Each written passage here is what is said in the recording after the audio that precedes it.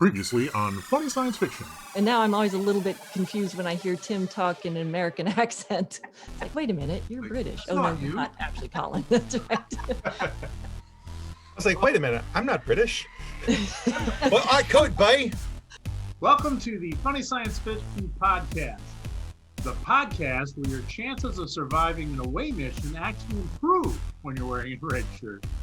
All right, so today our guest is Pat Jankiewicz. Welcome to the show, Pat. Welcome, Pat. Hey, thank you. Pat. Funny Science Fiction Podcast. I'm honored to be here, and I'm even honored to hear your home base is in Michigan. Yeah, that's right. So we're excited to have Pat on our show today. Not only is he from our mitten state of Michigan, but he's also been in and around Star Wars and Star Trek both for many, many years. But Pat is also an author of several books, and we're going to talk to him about that and those companion books as well. So, Thank you very much. yeah. So, Pat, you've got a pretty unique perspective on things that many sci-fi fans don't get to have.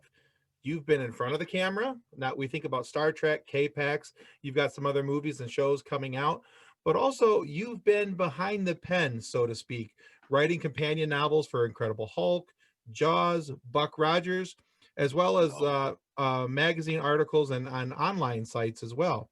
So do you have a preference as whether to be an actor or a writer, and how does that affect your being an actor? How does that affect or influence your writing ability?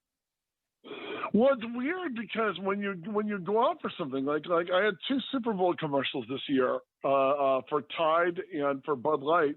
You know, same commercials with Charlie Day. I think the cool thing is the acting stuff. Your agent will send you out. You'll go on a couple auditions. You'll get something, and it's not you. I mean, when you write a book or you write an article, that's solely you generated. That's you asking all the questions you want answered. And one of the things, writing for Star Wars Insider and Star Trek Monthly and all these other magazines, when you get the people, when you're an actor, you don't meet with the top dog unless you've gone all the way through the chain and the edition.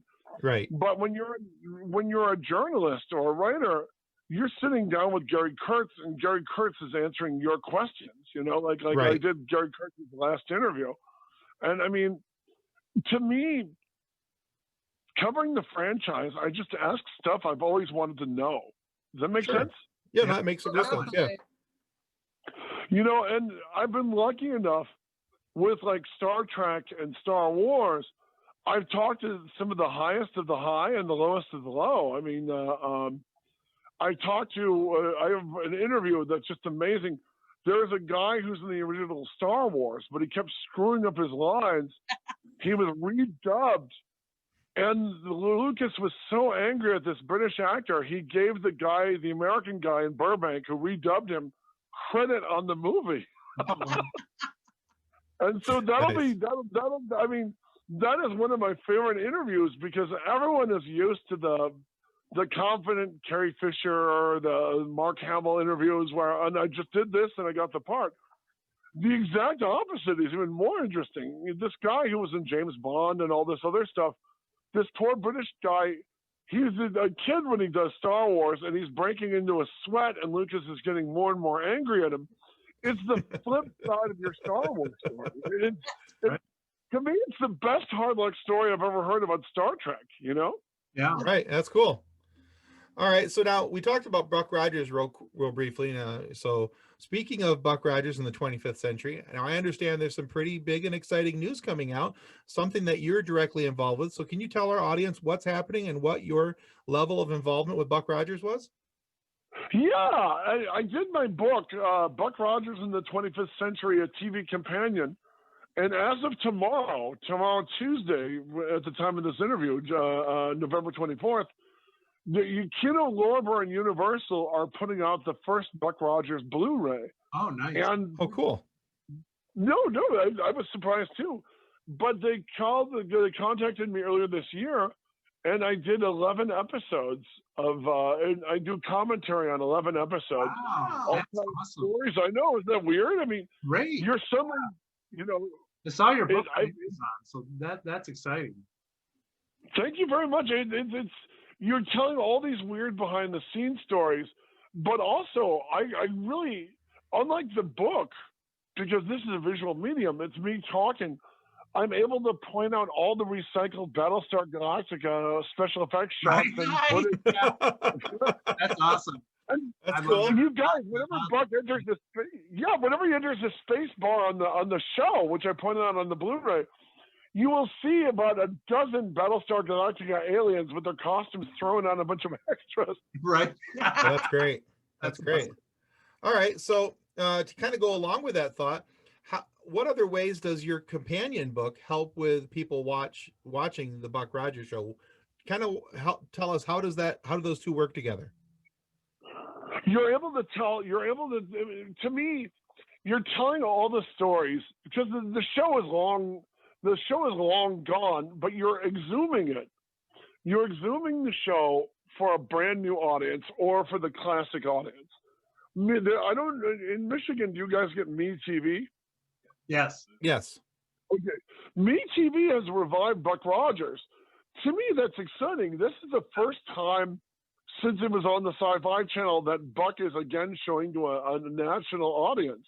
So, on once a week, kids can turn in like their parents did and watch Buck Rogers, And to me, the best stories about Buck Rogers were behind the scenes. I mean, I was writing for a magazine that's gone now called Starlog.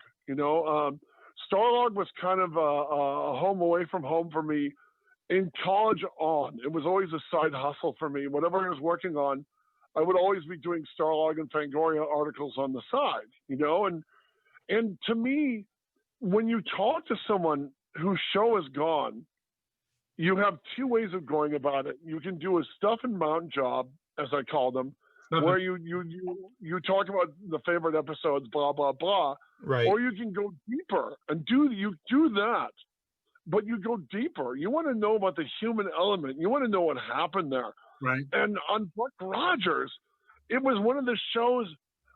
I did an interview with Aaron Gray. Aaron Gray talking about Buck.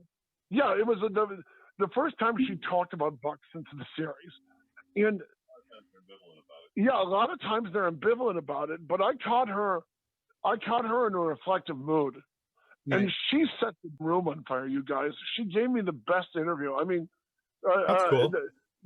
And you guys, when you get that sort of interview, when you that sort of honesty, you're like, holy cow! I never knew this. I never knew that. And I mean, she really opened up when Gil Gerard he was the star of the show and he was making top dollar. She was a Universal contract actress, so she had to work all the same hours he did with a baby at home. But she had to do it for a flat $600 a week. She's staying till 3 a.m. and has to be back at 7. Oh, man. Oh wow, that's rough. Yeah, I mean, because you are a contract actress, you don't get the 9-hour turnaround. If you are a star on the show, so she's a star on the show in name only, but she's basically a wage slave at the Universal Studios program. It's amazing. Man, yeah. All right. Well, cool. Yeah, so that's kind of cool that you have those kind of backstories going into it. And I always think it's better when you get the instead of the stale rehashed information, what you call the stuff and mount, versus the personalized information. That's always going to draw more people in. So that's cool. Very cool. Well, because you want to know. I mean, again, you just made a reference to Yarnik and the Savage Curtain. That blows my mind. To me, a mention of Yarnik, that's you're the chosen tribe when I hear stuff like that. Well, we try to mix it up a little bit and hit all over the Star Trek universe when we do our intros. So we have fun with it. All right, so let's now for something completely different. In the words of Monty Python. Yes. And now for something completely different, and not even close to sci-fi related. So Pat, I noticed that you were in a music video of one of my favorite bands and actually one of their favorite songs, or my favorite songs that they did. I'm of course talking about the music video for Alice in Chains, the song Again. Great song. Wow. Wow. Interesting Okay, we video. shot that on a Super Bowl Sunday in the bowels of the old Herald Examiner building. Herald Examiner was a Hearthstone newspaper, and it's one of the most beautiful Art Deco buildings in Los Angeles. It's also where they shot both of Chevy Chase's Fletch movies. Oh, really? Oh, yeah. And, in fact, it was a 2-day. You know, I'm so pleased you liked Alice in Chains. I loved Jerry Cantrell. Yeah. Jerry Cantrell, they're from Seattle. And Right. so half my family, my dad is my dad, like my brothers and sister and I, are all straight up Detroiters. Uh-huh. My mom was from Seattle, and my sister lives there now with her wonderful wife and her wonderful husband and kids. And my aunts and my aunt and uncle live out there and everything. So I knew Seattle really well. So Jerry Cantrell and I talked. Now, in fact, you know what? If you know that I'm the zombie teacher in the video. Yes. You know, I'm the one who's running on the board. I'm making them all copy it. Yeah. You know, and the funny thing is, they liked my printing. One of them saw me writing, and they saw me writing an article. I had an article. Okay. Jerry Cantrell and the director looked over my shoulder, and they liked my writing, and they go, "Can you write on a blackboard for us?" I go, "Sure." I was working as an English teacher, you know, and so I wound up. Yeah, and I'll tell you, guys. Yes, they wheeled in a blackboard, and the director kept going, "You are so good writing in the blackboard." I'm like, "I don't use chalk. We use whiteboard and Sharpies, but you know this will work." So, they should have given you a bigger blackboard. You were bending down a little right now. I'm going to tell you something kind of cool. You know the tall zombie with me? There's me and the tall zombie with me. He's not as tall as I am, but that's Harry Boykoff. He was the highest paid NBA player and the first Jewish NBA star of all time.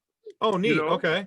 Awesome. And Jerry Cantrell was terrific.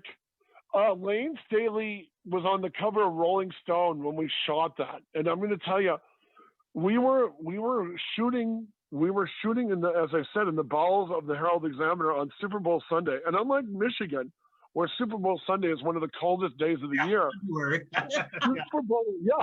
Super Bowl Sunday when we were making this, and they brought in the torches and everything. Super Bowl Sunday, you guys, was like 95 degrees. Oh man.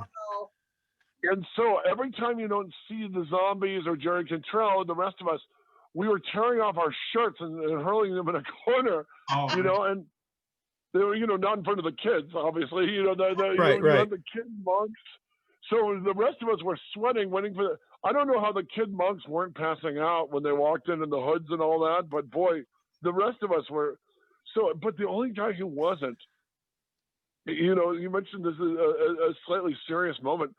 Lane Staley, the lead singer, was wearing a complete leather outfit, head to toe, except for, and I'm going to tell gloves you, and all.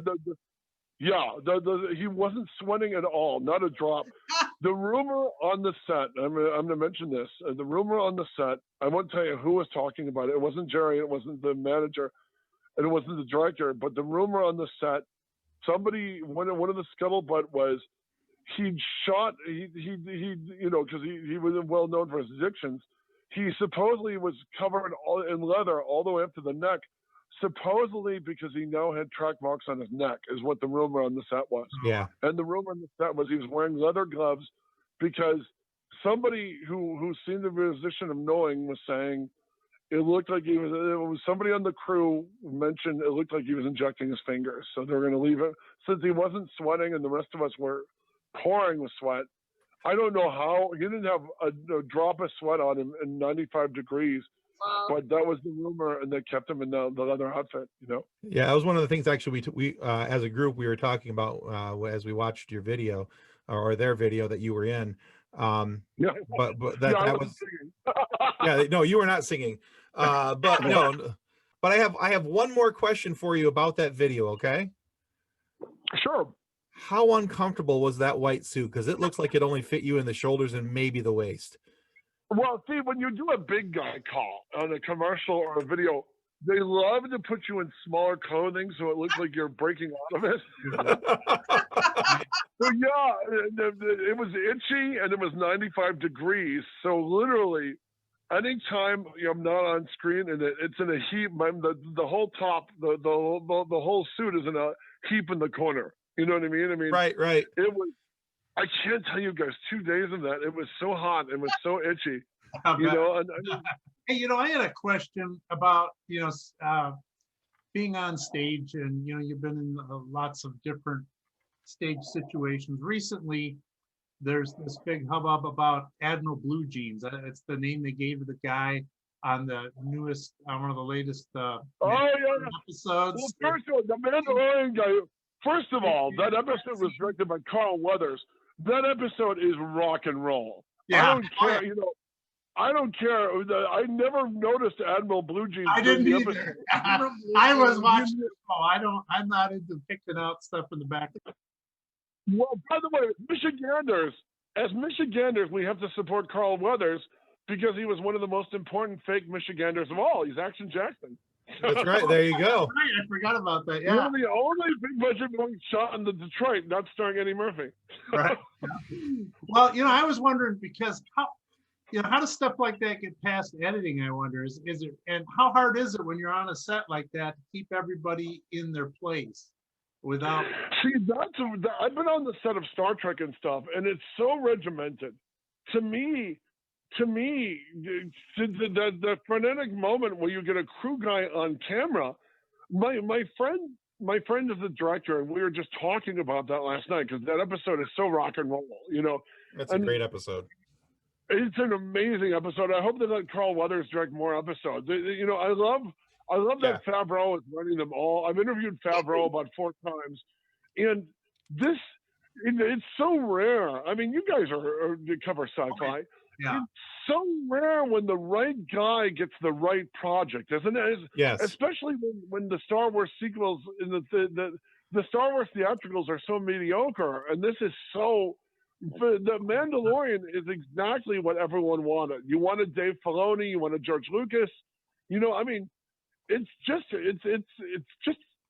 to me, it's exactly what you want. Yeah, absolutely. It's a great film, a great series. I'm really enjoying it. Where we are as a family. I had to ask another question. You've had a lot of interest in sci-fi, of course, and there's so many different cool races, and you've got to actually play a couple on Star Trek. If you were forced into a science fiction universe, let's say aliens came and said, okay, you can pick any science fiction universe, we're going to make it all real. You couldn't be a human, but you could be any alien race. What alien race would you choose and why? This is kind of a cheat, but as a kid, I identified with R2-D2. R2-D2. R2-D2 is not my brother Donald just pointed out R2-D2 is not an alien; he's a robot. But R2-D2. Yeah, he was the guy I most identified with. There's a scene in the original Star Wars where R2-D2 is arguing with basically his brother C-3PO. Right. And when he turns around, C-3PO kicks him in the butt. And my older brother used to do that to me as a kid. It would drive me nuts. Yeah. And when I saw Star Wars as a kid, that was the scene that I really identified with. To me, you can make the argument R2-D2 goes through every single step of the hero's journey that Luke Skywalker does. Definitely. He does every single thing. He's there. In fact, you could argue he's the most. You meet your hero on page 1. R2-D2 is there on page 1. Yeah. I felt movies were more about those 3 movies, especially the first 2. It's R2-D2's story, Yeah, definitely. You think R2 will ever meet a female R2? I don't think he's wired like that. I think to me, he's more of a. I didn't like in the later Star Wars movies where they had Padme, I think, calls him Sir R2-D2 in one of the movies. It's like, no. That's like honoring your toaster. He's like a cross between a dog and a toaster. Exactly. But that was the character I most identified with because all through Star Wars, they all underestimate R2-D2. He gets them out of the trash compactor and everything else. R2-D2, I would argue, is as important as Luke in the original film. Yeah, definitely. Yeah. And he's also a great source of the humor, his relationship with C-3PO. And then, you know what? And with the Wookiee, remember, when he's in the chess scene with the C-3PO and Chewbacca, remember? Like when Archie falls over, didn't the Jawa shoot him or something? Yeah. Yeah. Oh yeah.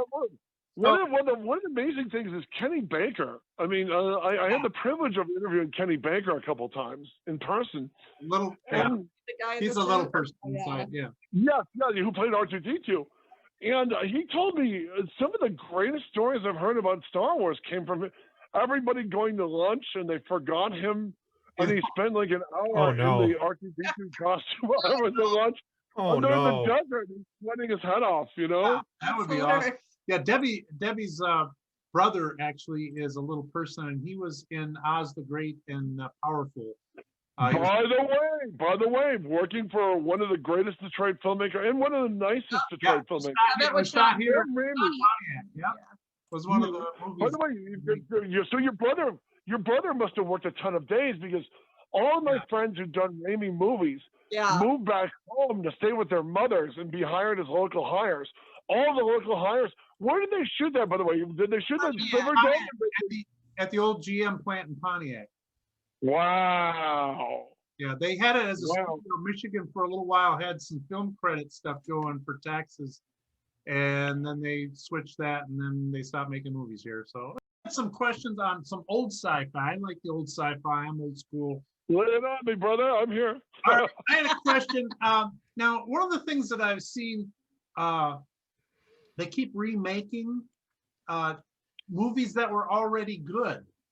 And this whole sequel fever and remake fever kind of leaves a lot of great science fiction stories untold on the screen. Now, if you were a producer with all the budget and power in the world, which would you make? Would you remake something, maybe a classic movie that could have been better, or would you work on an exciting new story that you think would fire a new fandom? First of all, if you guys walk into a meeting and say, we've got an old remake right here and we've got a brand new thing and never been tried before, 10 out of 10, they're going to go with the remake because there's an established audience. That's why you're going to keep getting Spider-Man movies. That's why you're going to keep getting, it's easier to take a tried and true formula with a name value character than to try something new. Because 9 times out of 10, you're not going to have Matrix. You're going to have Johnny Mnemonic. You know what I mean? Oh, yeah. Got a personal question. Do you have any cool sci-fi collections or a hobby? If so, what do you collect? I have a comic collection. I haven't bought anything new in a while. You know what I mean? But I wrote for Wizard and everything else. So how many comics? Yeah, I did a 2-pound book on the Hulk. How could I not be a Marvel reader and not get through that book? I wrote for Marvel too, you know. Cool. So your companion books look amazing. You have Hulk, Jaws on the Buck Rogers companion books. Question, do you plan on writing any more companion books? If so, which ones? You know what? I can't tell you the show. I'll tell you the name of the show off the air. But there's a cult series. I'm about 90% done with the book. Glad to hear you're working on more books because thank you. Those look amazing. I was just glancing through them, and I recommend them highly to, especially people who are fans of those shows. I grew up with all of those shows, of course. So, all right, now it's time we do a little bit with our guests. We have a little quiz time. And so we chose for you a 60s sci-fi movie quiz. Wow. Okay. I accept your challenge, sir. All right. So what we do is we give you a we'll test. There's some prizes as well as some consequences. Bless you. Whoever sneezed, by the way. So if you get through right in the quiz, we give you one of our I gave to the Red Shirt Widows and Orphans Fund coffee. Okay. If you get them all right, we'll give you a copy of my Custodians of the Cosmos novel, which is the story of those who boldly go to clean up after those that boldly just went. But And I'll go ahead and autograph that for you. And then if you don't get at least 3 right, we're going to take your face and put it on a meme in our Facebook group, okay? I accept your challenge, sir. You accept the challenge. All right, I'll start out with the first question. Excuse me. You know, I think we made these too easy now that I've met you. I know what Sci-fi buff. sci-fi buff, yeah. But that's all right. It's fun still. All right, the first question is, this is a 1966 2-time Academy Award winning movie, and it's multiple guests, so don't give me the answer till I give you the choices. The miniaturized medical team only has 6 minutes left before. Oh, please. Fantastic Voyage. From Inside the Body. My college mentor. Hold on, you. My college mentor. One of my college mentors was a guy named Jerome Bixby who lived by my college. Jerome Bixby actually did the story for Fantastic Voyage.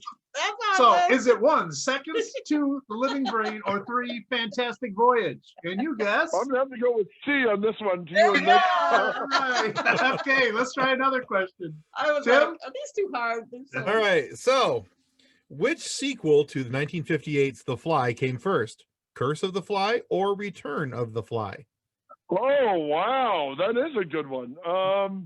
That's a tough. I think Return of the Fly was first because that's the Curse of the Fly is the horrible one where they have the guy in the costume running up and down hills, and that smacked up the end of the franchise to me. They never went with Son of the Fly, which would have been the best title, you know. Yeah, so you are correct. Return of the Fly was released in 1959, 6 years before Curse of the Fly in 1965. All right. Yeah, by the time they did Curse of the Fly, they were just running on fumes, you know. They were desperate. All right, you got 2 right. Let's go for the 3. So who wins? Yes. Who wins the climactic battle in 1962's King Kong versus Godzilla? Actually, as a Godzilla fan, this has always troubled me. King Kong wins. The rumor was the Japanese ending had a different ending where Godzilla won. I wound up in a conversation with my brother Steve and Quentin Tarantino. We all met at a midnight showing. My brothers and I went to a midnight showing at his theater of War of the Gargantuas, special edition where Tarantino made a special edition of the movie. Tarantino made a special edition of Godzilla of War of the Gargantuas, where you combine the TV version with the movie version because the TV version had extra footage. And even he said one of the things that disappointed him is when he was going around the world for one of his movies, he found out the Godzilla winning ending did not exist, and he was really bothered by that. That's funny. All right, so let's. So was it Godzilla that won? King Kong that won? No, Godzilla gets his butt kicked. Who produced, directed, and co-wrote and starred in the 1963 original version of The Nutty Professor, a parody of Dr. Jekyll and Mr. Hyde? Was it Jerry Lewis, of course. And then he was doing Dean Martin. You know? Lewis, of course. All right, so the next question. All right, an electrical accident does what to Dexter, played by a young Kurt Russell in 1969's The Computer Wore Tennis Shoes?